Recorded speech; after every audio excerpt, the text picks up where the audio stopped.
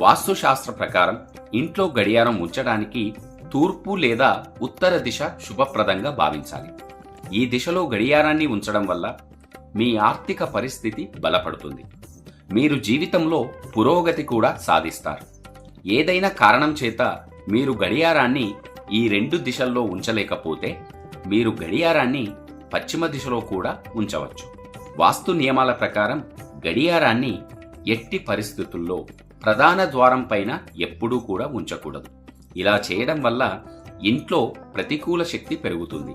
గడియారాన్ని మంచం ముందు కూడా ఉంచకూడదు. ఇది అశుభకరమైనదిగా భావించాలి. గడియారం పగలకుండా ప్రత్యేక శ్రద్ధ తీసుకోవాలి. ఆగిపోయిన గడియారాన్ని ఇంట్లో ఉంచకూడదు. దాని స్థానంలో కొత్తది అమర్చుకోవాలి. ఇలా చేయడం వల్ల ఆ ఇంట్లో అంతా శుభమే జరుగుతుంది.